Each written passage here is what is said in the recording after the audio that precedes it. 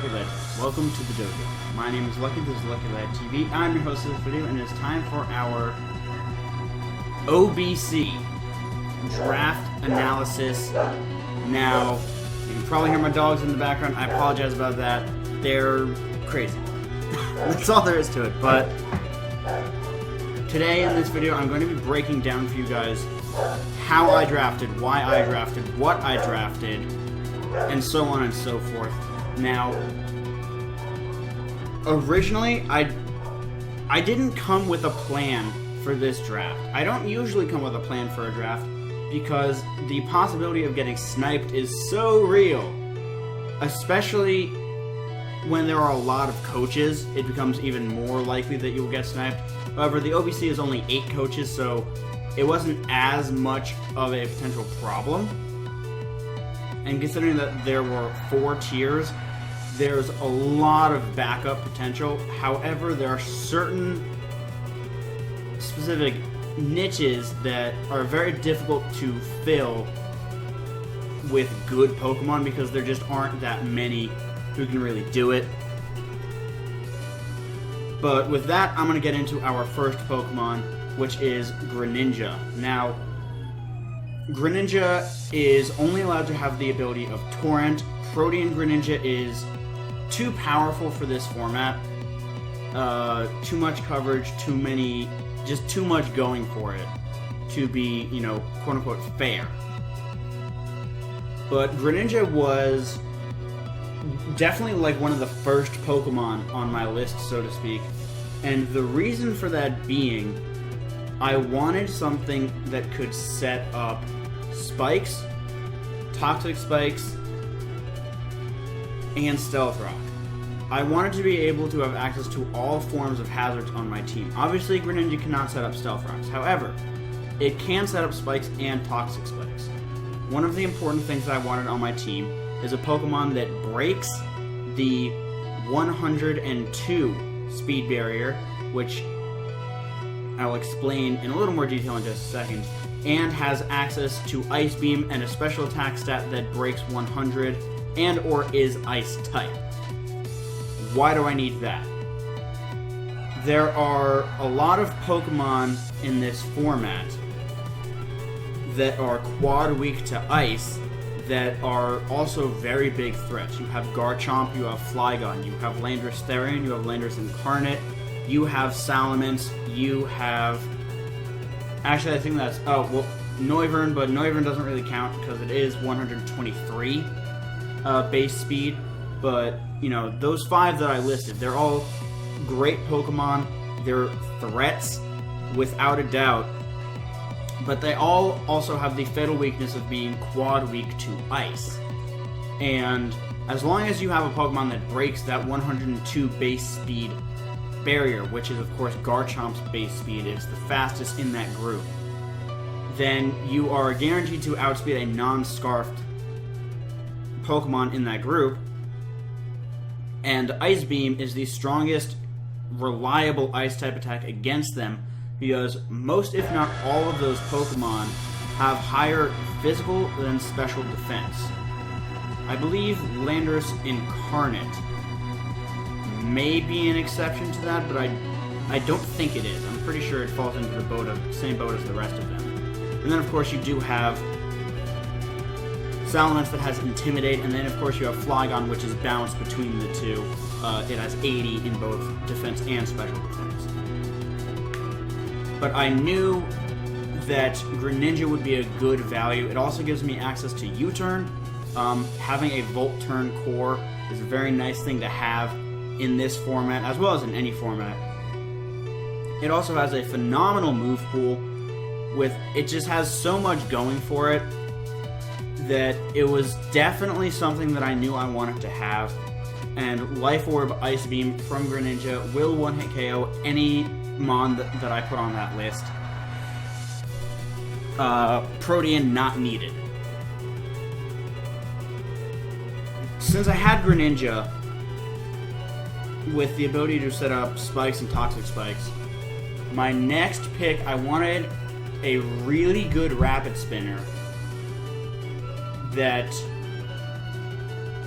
could also dish out damage. And I was debating between Excadrill, Starmie, and those were really the big two on my mind, as they are, in my opinion, the best two rapid spinners in the game. The reason I was leaning towards more towards a rapid spinner is because I wanted to not have to defog away my hazards. As you will see throughout the rest of my draft, there's only one Pokemon in the entirety of my draft that is weak to Stealth Rocks. Everything else takes either neutral or resisted damage. And the reason for that being is that if my Rapid Spinner does not match up well against my opponent, I do not want to have to rely on bringing it and taking up a potential move slot just so that I can prevent hazards. Now, as I said, we grabbed Starmie. Now, Starmie is amazing. It has base 115 speed with base 100 special attack. It has... the rest of its stats are, okay. Starmie does, however, have two very good abilities going for it in the form of Natural Cure and Analytic. Starmie also has a very wide move pool. The reason I went with Starmie rather than Excadrill is because Starmie has access to Recover. So it potentially has a much higher longevity than Excadrill does. It's also faster, which is a nice thing to have. So I had, a Spikes and Toxic Spike setter. I had a good Rapid Spinner who can recover. The next thing I wanted to grab was something that could set up Stealth Rocks, something that also can switch in on potential electric and grass type attacks. Because, having grabbed two water types, both of which who are actually weak to bug as well, I needed something that could take those types of attacks on, and something that could take those on well. So the next mon that I actually grabbed was Mega Venusaur. This isn't entirely an order, as you will see. It's not even an order of tiers, but I went and grabbed Mega Venusaur. It can switch in on electric and grass type attacks for days. It takes those super duper easily. Bug type attacks, it takes just fine. Mega Venusaur has phenomenal natural bulk to it. It has reliable recovery in the form of Synthesis. It can also be run offensively.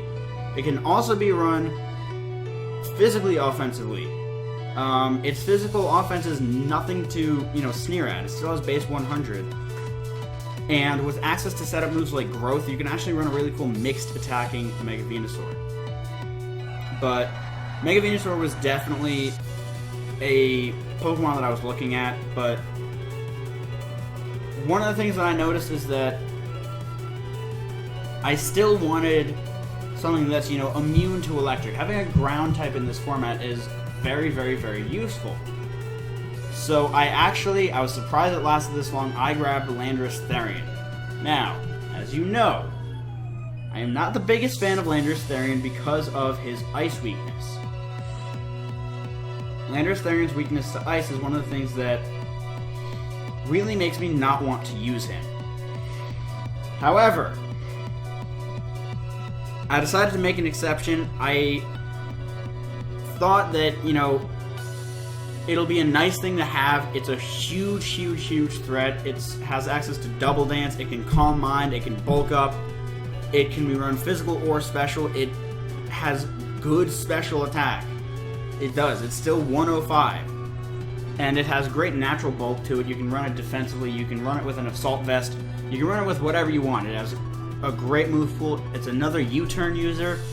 So it just had so much going for it. It has Intimidate, which is a very nice thing to have against physical threats. I decided to grab it. But with that, I had the makings of a potential Fire Water Grass form. I needed a fire type. I was debating between stuff like Blaziken, which is a great mixed attacker, but it's a little bit on the slow side. I was debating between that. Entei is also a great Pokemon, however, its move pool is a little bit lackluster. And then, of course, I was debating lastly with Infernape. And I decided to go with Infernape because I'm familiar with it. I had Infernape in the PCL. I use Infernape relatively often because I like the fact that it has access to Vacuum Wave. Vacuum Wave is, of course, the only specially offensive priority type attack in the game. It's fighting type, which is, of course, great coverage. It gives me an answer to Weavile. I don't think anybody actually drafted Weavile, but it's a great answer to something like Weavile. It gives me a good switch in to Pokemon that are bulky. It gives me another Stealth Rock user. I never brought Stealth Rock Infernape, but it is definitely, viable. Again, it's another Pokemon that learns both Bulk Up and Calm Mind. It also has access to some good utility moves like Encore, Fake Out, as I may have said, Home Claws, which could be a thing if I really wanted it to, Roar, Slack Off for longevity. As I said, it has the Stealth Rocks. It also has access to Swords Dance and Nasty Plot, making it a very dangerous setup sweeper because it can be run physically or specially as a setup sweeper. It also has Taunt, which is something that my PMC team kind of lacks good taunt users. It kind of lacks fast taunt users. And again, another Pokemon that can use U-Turn. Switch Initiative. It's a thing. You're probably starting to notice a little bit of a theme in my draft so far. But I'm going to tell you right now, that's about to get turned on its head when you see the lower tier Mons that I chose. Now, the last Mon that I wanted a deadly, vicious special attacker, and I also wanted a normal type. One of the potential issues I had with my PMC draft was Ghost Spam. Gengar was a huge problem for my team until I got Meloetta. And Meloetta being run as a special wall is one of the best in the game. Especially with an Assault Vest, it's almost unbreakable. It took, I believe, somewhere around 33% from a +6 Manaphy's Scald. Or something like that.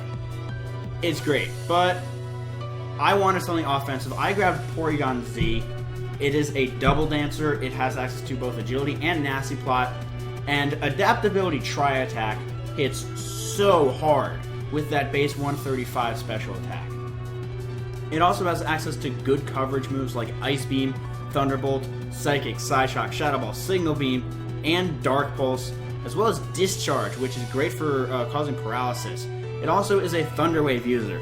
One of the things you will see on my team is I have quite a few Thunder Wave users. Starmie also falls into that boat. Two of them are on the top row right here. Other things that Porygon Z has for it, Trick, which is, I don't know if I'm ever going to bring it, but it could be very useful for what I'm doing, depending on how I'm running my sets that week.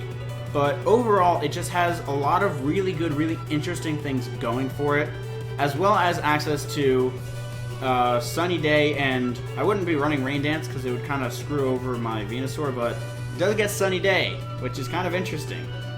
But that was really my thought process there, so to speak. But with this, I had my Firewater Grass Core that is, very well suited for offense, and it can also be run defensively if I need it to. And believe it or not, Infernape is a very good Ice-type Pokemon switch-in because Ice types are... I'm pretty sure every Ice type is either weak to Fire and or Fighting. So, and Infernape is also very, very fast. That's one of the benefits of it. But I was like, you know what? That's good for now. It's time to move on and get some bulk, some extra support. So, with my first Tier 3 pick, I scooped up Registeel. Binary or Registeel. I wanted another Stealth Rock user. I know, shocking. I like having a lot of different Stealth Rock users because Stealth Rock is obviously the best entry hazard because it hits everything. That's the benefit of Stealth Rock, is that it hits everything. It doesn't matter if you have Levitate or if you're a flying type, you get hit by Stealth Rocks. That's one of the downsides of Spikes. However, I like having Spikes in case my opponent has a lot of grounded Pokemon. But I grabbed Registeel because, again, Thunder Wave user, Toxic user, it's crazy bulky. And it also gave me the start of a Fairy Dragon Steel Core that I knew I wanted to make. I knew I wanted a Fairy Dragon Steel Core, and I knew I wanted a Fire Water Grass Core. The other benefit of Registeel is that it can be run either physically or specially defensive. Offensive, it's nothing great, but defensively, with 150 in both defense and special defense, it can soak up hits extremely well. It also has access to moves like Curse, which bolster its fatness. It also gets like Amnesia, and I wish this thing got stored power. That would be kind of overpowered, but Amnesia and Iron Defense. It's a phenomenal wall in every sense of the word, and it also gets access to Sunny Day, which is interesting. I'm probably never going to use this whole Sunny Day thing, just because, you know, it's kind of dumb. Venusaur doesn't have Chlorophyll when it Mega Evolves, but, you know, it's just a little fun fact about these mons. A lot of them get weather. But I had my Registeel, but I needed something, as you can see so far by looking at the team. And I don't care if you guys see all this stuff, I really don't. We didn't have a good knockoff switch in, because with the exception of Mega Venusaur, everything else is either frail or doesn't want to lose their item. So I wanted something that could switch in on knockoff pretty well, something that resists it. However, I did not want to add any sort of really bad weaknesses to the team. So I decided to go with a Fairy type. I grabbed Febreze here, our Aromatisse. I've had Aromatisse in leagues before. I like it a lot. It's very slow, which is a bit of a downside, but it's a great Wish Passer. It's a great Cleric. It has access to Calm Mind. It's a actually decent setup sweeper. It has a very nice move pool. I was debating between Aromatisse and grabbing Florges rather than Porygon Z. However, the mixed bulk of Aromatisse I really favored more than the very heavily special bulk of Florges. So that was really, you know, I really liked how I was able to grab Aromatisse. Like I said, I'm familiar with it. It has access to Cleric moves as well as Wish. It's just a good mon. And one of the really cool things about Aromatisse is that you cannot taunt it. You can't encore it either. You can't be... Your opponent can't prevent you from using moves, which is a really, really cool thing with a quote-unquote stall mon, or just a really bulky mon. If you can't be taunted, that means that they can't, you know, stop you from doing what you want to be doing. Now, one of the other things that you will notice about my team is that I didn't have that many great flying switches. And by that I mean I had one, which was Registeel. And if the flying type Pokemon in question has, let's say, Flare Blitz, like, let's say, Talonflame, we're in a bit of a bad spot. So I knew that I needed a rock type, and it just so happens that this rock type also completes our Fairy Dragon Steel Core with its dragon typing. I grabbed Tyrantrum. It's a setup sweeper. It is a good physical wall. It also has access to Stealth Rock. Not that I would probably run it on this, because, you know, it's much better suited for offensive capabilities. But it is a Dragon Dancer with great coverage, two phenomenal abilities in Strong Jaw and Rock Head. Strong Jaw making moves like Crunch, 120 base power, and the Fang moves right around 100 base power, just shy of it, 97.5 to be exact. Or Rockhead, which gets rid of recoil damage. It doesn't get rid of, Life Orb and crash damage, but it gets rid of recoil damage, which is great because Tyrantrum has one of the best spammable moves in the game, Head Smash. It's 150 base power. It has crazy high recoil. However, with that rocket ability, recoil becomes not a problem. So I was very happy with Tyrantrum. I believe it also gets, Rock Polish. So if I don't feel like running Dragon Dance, if I'm very much worried about outspeeding my opponent, I can run Rock Polish and gain +2 in speed. My mind just blanked there. And gain +2 in speed rather than just the +1 from Dragon Dance. Now, we're nearing like the end of the draft now. And I wasn't sure really what last 3 months I wanted. Now, I was kind of in the air about a lot of things. I knew that I needed a Ghost type to work as a spin blocker. I knew that I needed an Electric type for, dealing with bulky waters and stuff like that. So I grabbed Rotom. It was kind of just like it fit 2 things that I needed. It's also a good status mon. It's pretty frail. None of its stats are really, extraordinary. But like I said, it fit the roles that I needed. And it also is a screen setter, which is nice. It has access to Thunderwave again. Another Thunderwave user, going to spread that yellow color everywhere. It also has Will-O-Wisp. It has access to 3 forms of status, which is really good, because that means you can kind of cater it to whatever you need to be statusing. It's another trick user, which is also nice for running, choice sets, stuff like that. Overall, I plan on it, I think it will be a good addition. There may be some stuff in the works where I replace it with, other undrafted mons. It depends on a lot of different factors, but I would not be unhappy keeping it.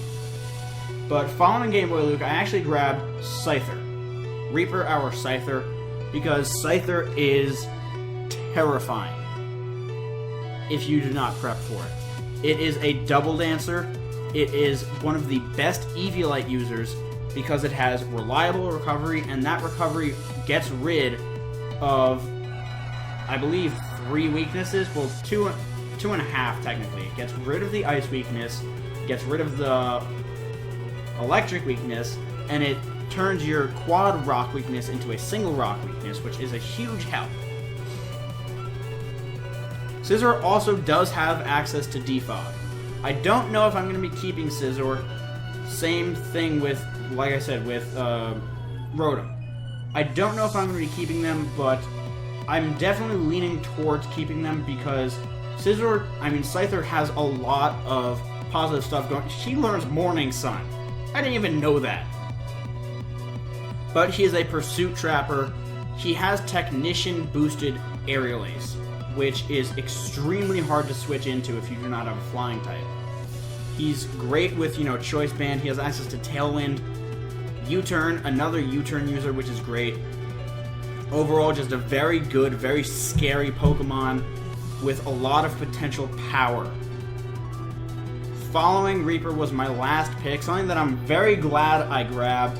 It's something that I actually really enjoy using, which is, of course, Mischief, our Liepard. Now, why Liepard? Liepard is a prankster user. It is a prankster user with access to a lot of cool stuff, including Sunny Day. I don't know why I keep bringing that up. But it is a Pursuit Trapper. Not a Pursuit Trapper. No, wait, it is. I missed it. It's a Pursuit Trapper. It's a knockoff user. It learns Nasty Plot. It does not learn Swords Dance, but it's a taunt user. It's an encore user. It's a yellow color spreader with that Thunder Wave right there. It's a U-turn user. It gives you good switch initiative. It has good coverage. It's a great mixed attacker, having even attack and special attack with good speed, 106, outpacing those base 105 Pokemon. Fake Out, as I said. Dark Pulse, a very good, special stab type move. Or stab move. Play Rough for coverage, stuff like that. Seed Bomb, again, coverage. Sucker Punch as well. it gives me a lot of good utility and potential offense, especially for like picking Pokemon off. But that is the entirety of our draft.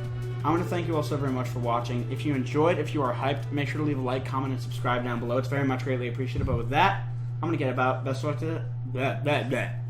luck to you out there. I will see you all soon. Goodbye.